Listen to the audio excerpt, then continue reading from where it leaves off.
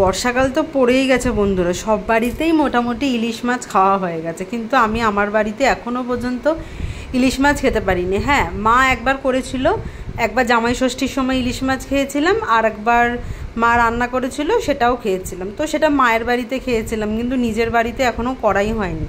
সেই উদ্দেশ্যেই আজকে বাজার যাওয়া। আর আজকে হচ্ছে রবিবার, তো রবিবার সকালবেলা চলে এসেছি আমি একদম বাজারে। এখন বাজে মোটামুটি 9টা 15-20 নাগাদ, 9টা 15-20 মতো বাজে। তো প্রথমে ভেবেছিলাম যে একটু আগে বেরোবো, তারপর ভাবলাম যে প্রতিদিনই তো তাড়াতাড়ি উঠি, আজকে না হয় একটু 8টা নাগাদ উঠবো। তো কি বলবো, 8টা নাগাদ উঠবো সেটা ভেবেইছি, কিন্তু সত্যি ওটা হয় না। ডেলি ওই 6টা 6:30টায় ওঠার অভ্যাস, তখন থেকে উঠে একবার এপাশ ওপাশ, একবার কোমর ব্যথা করে, একবার তাছাড়া তো মেয়েটারও তো শরীর সেরকম ভালো নেই, ওই জন্য মেয়েটার দিকেও তাকাতে হয়, রাত্রিবেলা ঘুমটাও ঠিকঠাক করে হয় না।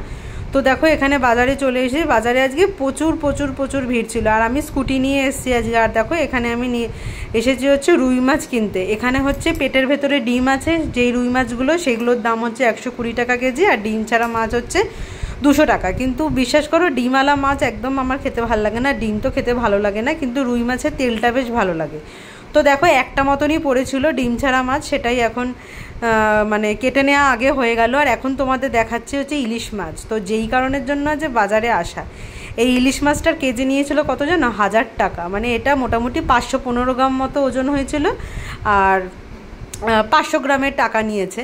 তো যাই হোক, ইচ্ছা তো করে বলো যে একটুখানি ইলিশ মাছ নিজে বাড়িতে এনে রান্না করা, ওই জন্য আজকে নিজেই একদম কিনে নিয়ে চলে এসেছি। আর আজকে অনেক রকমের মাছ নিয়ে এসেছি, আর তার সাথে ডিম আর মাংস তো আছেই। এমনি মুরগির ডিম বাড়িতে আমার থাকেই, কারণ ডিমটা বাড়িতে রেখে দেওয়া উচিত। আর দেখো পিসগুলোও দেখেছো, মাছের পিসগুলোও দেখো ফাটাফাটি একদম। তো দেখো এখানে ইলিশ মাছ কেনা হয়ে গেল, আর রুই মাছও কেনা হয়ে গেল। আর কি কি মাছ কিনেছি সেটা দেখার জন্য অবশ্যই তোমাদের ভিডিওটা প্রথম থেকে শেষ পর্যন্ত দেখতে হবে, কারণ বাড়িতে গিয়ে যখন আমি টিফিন বক্সে মানে জলে ধুয়ে ভালো করে টিফিন বক্সে যখন রাখবো, তখনই তোমাদের দেখাবো। আর দেখতে পাচ্ছ জলটা আমাদের এখানে বাজারের এখানে জলটা দেখো, আরও অনেক জল ছিল। যখন মাম্মামকে নিয়ে স্কুলে যেতাম, মানে ওর তো শুক্রবার অবধি স্কুল থাকে, যখন স্কুলে যেতাম তখন আরও বেশি জল ছিল। তো আমি এই জলের আগেই স্কুটিটা দাঁড় করিয়েছিলাম, তার কারণ এই যে জায়গাটা এখন একটুখানি ফাঁকা দেখছো, এটা প্রচণ্ড পরিমাণে ভিড় ছিল তখন। মানে সবাই তো আজকে রবিবার, আমার মতো সবাই বাজারে এসেছে, আর বর্ষাকালে ইলিশ মাছ তো সবাই প্রায় কিনছে খাবার জন্যই। তো এখানে দেখো আমি জল পাড়িয়ে একদম জল পাড়িয়ে স্কুটির কাছে যাচ্ছি। আর এখানে আরও অনেক জল ছিল, তাও এই মোটামুটি একদিন মতো বৃষ্টি হয়নি বলে একটুখানি নেমেছে। কি করব, আমাদের এই বালিবেলুর অঞ্চলে না এই জলমগ্ন এলাকায় থাকাটা খুবই সমস্যাকর, কিন্তু থাকতেই হবে। আর জল ভেঙে ঠেঙে যাওয়া তো সত্যি, তাও তো এখন যেখানে আছি সেখানে খুব কম জল, কিন্তু বিয়ের আগে যেখানে থাকতাম মায়ের বাড়ির কাছে প্রচুর জল হয়, প্রচুর। আমাদের ওখানে না জল হয় না জানো তো, সব জায়গার জলগুলো যখন ভর্তি হয়ে যায় তখন মানে পাইপের সাহায্যে আমাদের ওখানে ভর্তি করে দিয়ে যখনই লোকে আমাদের বাড়ির পাশ দিয়ে যেত তখনই বলতো যে বাবা এখানে কত জল, অন্য জায়গায় জল সব নেই। কিন্তু কি বলো তো, তারা তো বোঝে না যে অন্য জায়গার জলগুলো আমাদের এখানে পাস করিয়ে দেওয়া হয়। তো যাই হোক, এখনও হাঁসের ডিম কিনেছি, হাঁসের ডিমটা কিনে দোকানেই রেখে এসেছি, কারণ ডিম নিয়ে এদিক ওদিক আর করবো না, ভেঙে যাবে। তো দেখো এদিকে এই দেখো আমার স্কুটি, তো স্কুটিতে এবার আমি ব্যাগটা লাগিয়ে নিচ্ছি, লাগিয়ে নিয়ে এবার যাব হচ্ছে চিকেনের দোকানে। চিকেন নেবো 1 কেজি মতো চিকেন নেবো, কারণ এই বুধবার থেকেই মাম্মামের পরীক্ষা শুরু হয়ে যাচ্ছে, সেই জন্যই অনেক কিছু জিনিসই স্টোর করে ঘরের মধ্যে রেখে দেবো। আর দেখো তোমাদের বলছিলাম না বাড়িতে গিয়ে তোমাদের সব মাছ দেখাবো, এখানে দেখো রুই মাছ রেখেছি, একটা গোটা রুই মাছ নিয়েছিলাম, 2টো মাথা, আর এরকম পিসগুলো কেটে কেটে নিয়েছি। আর এই বাটিটাই নিয়েছি হচ্ছে মাম্মামের পেটির মাছ। এই পেটির মাছ কি বলো তো, আমরা যখনই ছোট ছিলাম না, পুরো পরীক্ষার সময় মা আমাদের ভাত, ঘি, বেগুন ভাজা আর মাছ ভাজা খাইয়ে পাঠাতো, মানে এটাই হচ্ছে মায়ের নিয়ম ছিল, সুতরাং আমিও সেটাই করার চেষ্টা করব। ওই জন্য দেখো পেটিগুলোকে এখানে আলাদা আলাদা করে রেখে দিয়েছি। আর মাছে আমি সবসময় না নুন মাখিয়ে রাখি। কী বলো তো, মাছগুলো দেখবে যখন বার করে ভাজা হয় বা ভাজার পরে যখন ঝোলে ফেলে তখন বেশ মাছগুলো না পিস পিস পিস পিস হয়ে থাকে, বেশ ভালোও লাগে খেতে। ওই জন্য দেখো প্রতিটা বাটির মধ্যে মাছগুলো সব আলাদা আলাদা করে রেখে দিচ্ছি যাতে অসুবিধা না হয়। আর এই যে থালায় চিকেনটা দেখছো, এই থালায় চিকেনটা আজকে রান্না করা হবে। আর ওই যে বাটির চিকেনটা দেখছো ওটা আবার অন্য দিন, কারণ 1 কিলো মতো এনেছে। আজকে তো আমি, তোমাদের দাদাভাই, শাশুড়ি আর মাম্মাম খাবে, অতটা মতো লাগবেও না।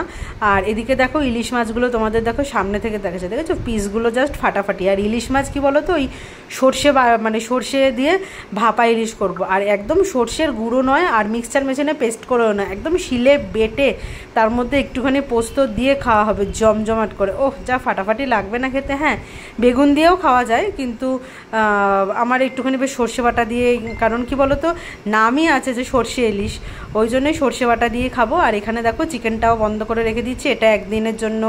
রুই মাছটা মোটামুটি 2 দিন 3 দিন মতো চলে, মানে মোটামুটি ধরো তোমরা 10 দিনের মতো খাবার এনেছে। আর এইটা দেখো চিংড়ি মাছও একটুখানি কিনে নিয়েছে, চিংড়ি মাছগুলো ছাড়াও হয়ে গেছে। একদিন চিংড়ি মাছেরও অন্য একটা রেসিপি করব। আর হচ্ছে ইলিশ মাছের মাথাটা রেখেছি হচ্ছে কচুর শাক বা ধরো লাউ দিয়েও করতে পারি। তো দেখা যাক কোনটা কী দিয়ে করি, যখন করব তখন অবশ্যই তোমাদের সাথে শেয়ার করব, কারণ প্রতিদিন কি রান্না করি না করি সেটা অবশ্যই আমি তোমাদের সাথে শেয়ার করি।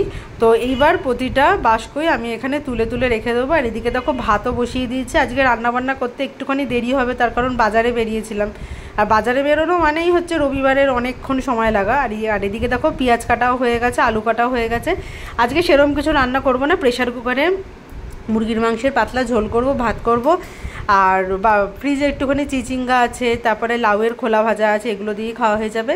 তো দেখো চিকেনটাকে ভালো করে ধুয়ে আমি এর মধ্যে হলুদ গুঁড়ো, একটু নুন আর টক দই আর আদা আর রসুন বাটা আজকে আমি একসাথেই মাখিয়ে নিয়েছি, কারণ পেঁয়াজগুলো প্রথমে কড়াইতে ভাজার পর তারপরে এই মাংসটা দিয়ে একটুখানি কষিয়ে নিয়ে একবারে প্রেশারে দিয়ে দেবো। একদিন ইচ্ছা করেছিল যে প্রেশারে খাবো, কিন্তু কড়াইতে এতটাই কষিয়েছি যে মাংস অর্ধেকের বেশি সেদ্ধ হয়ে গেছিলো। ওই জন্য আজকে আর বেশি মানে বেশিক্ষণ কড়াইতে রাখবো না, একটুখানি কষা কষা হয়ে গেলে একদম প্রেশারে সিটি মেরে একদম লাল লাল ঝোল হয়ে যাবে, কারণ মাম্মামেরও শরীরটা ভালো নেই। আর আজকে একটুখানি ইচ্ছা করছে একটু বেশ প্রেশারের লাল লাল ঝোল খেতে, ওই জন্যই প্রেশারের ঝোলই করে নেবো। ভাত আর বাকি উপকরণগুলো আছে, হ্যাঁ ফ্রিজে একটু চাটনিও আছে, চাটনিটাও বার করে দেবো। তো কী কী আজকে খাবো না খাবো সেটা অবশ্যই তোমাদের লাস্টে দেখাবো। আর এবার মাংসটা বসিয়ে দিতে হবে। আর ঘরের এখনও অনেক কাজ আছে, রবিবার মানেই ভাবি একটু দেরি করে উঠবো, একটুখানি আমেশগিরি করব, কিন্তু সত্যি করা হয়ে ওঠে না, একের পর এক কাজ করতেই থাকি। এদিকে দেখো কড়াইয়ে তেল বসিয়ে দিয়েছি, তেল গরম হয়ে যাওয়ার পরে আলুগুলোকে ছেড়ে দিয়েছিলাম। আলুগুলো মানে একটা মিডিয়াম সাইজের আলুকে এরকম হাফ হাফ করে কেটে নিয়ে এখানে ভেজে নেওয়া হচ্ছে। তারপরে আলুগুলো একদম যখন প্রেশার কুকারে সিটি মারা হবে তখনই মাংসের সাথে দিয়ে দেবো। ব্যাস, আজকে মুরগির মাংসের লাল লাল ঝোল, ভাত, আর বাকি তোমাদের বললাম কি কি সাইড ডিশ আছে। তো রবিবারের ব্লগটা একটুখানি ছোট হয়ে গেল, আর বাজারটাও তোমাদের সাথে শেয়ার করলাম। দেখলে তো আজকে কতটা মানে ভিড় ছিল বাজারে, প্রচণ্ড পরিমাণে ভিড়, এরকম কোনো দিন বাজারে ভিড় থাকে না। তো চলো তোমাদের দেখিয়ে দেওয়া যে কী কী রান্না হয়েছে। এই দেখো মাংসের একদম পাতলা পাতলা করে ঝোল, আর দেখতে পাচ্ছ যেন মনে হচ্ছে না অনেক তেল দিয়েছে, কিন্তু না, প্রেসারে সিটি মারলেই যে কোনো রান্নাতেই দেখবে একটু তেল তেলানি ভাব ছাড়ে। আর এখানে দেখো আজকে আর হটপটে রাখিনি, কারণ ভাতটা কিছুক্ষণ আগেই করেছি, একদম গরম গরম ভাত আছে। আর এইটাতে দেখো আছে হচ্ছে লাউয়ের খোসা ভাজা, এটা তোমরা খেয়ে দেখবে বেশ ভালো লাগে খেতে, এরকম ঝিরিঝিরি করে আলু ভাজার মতো বেশ ভালোই লাগে।